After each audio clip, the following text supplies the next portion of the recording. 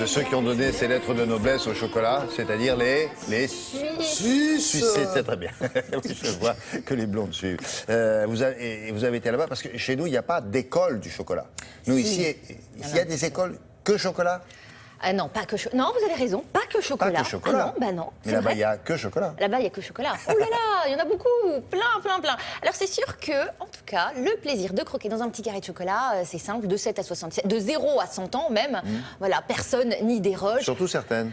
Alors voilà, c'est ce que il y a plusieurs niveaux. Effectivement, il y a le petit carré gourmand, il y a les téméraires, une demi-tablette, et puis il y a les gros patrons du cacao. Voilà, c'est une tablette engagée et une tablette consommée.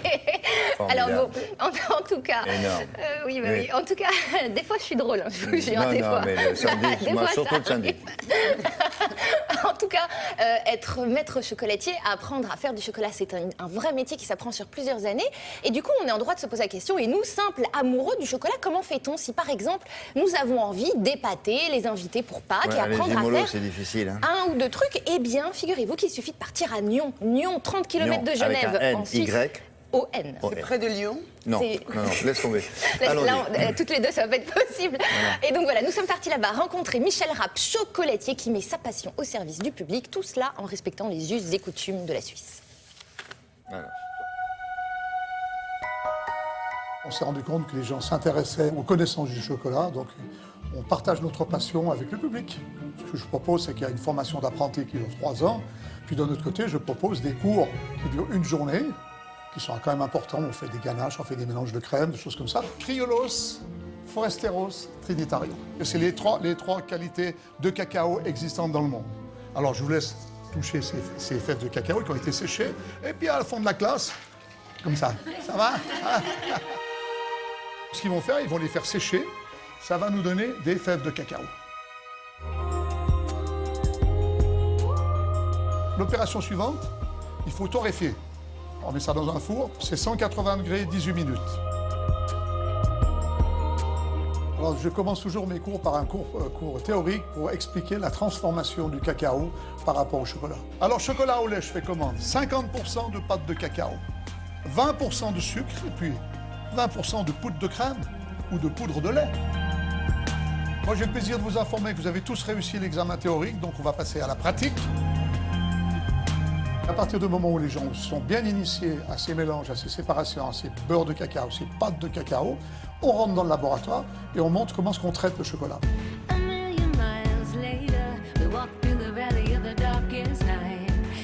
Alors le chocolat ici, il est à 29 degrés. Mais d'abord, on l'a fait fondre à 45 ou 50 degrés. Après, on l'a redescendu à 24 et on l'a remonté à 29.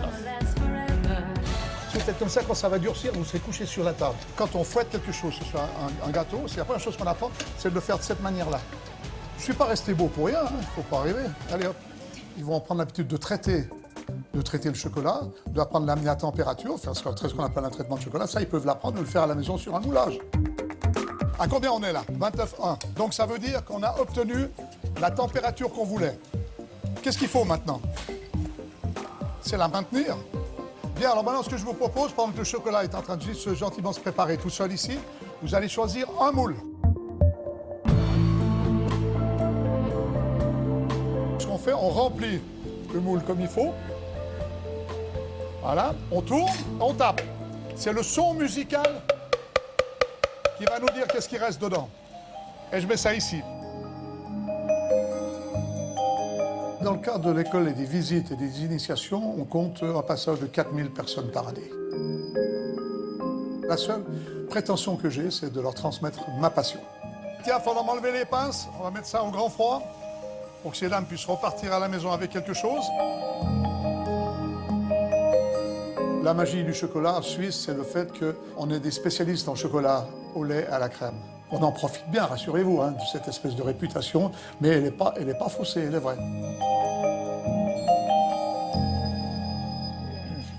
Non, mais en Europe, il y a aussi la Belgique, Oui, bien sûr. Mais on va Suisse, essayer, la praline.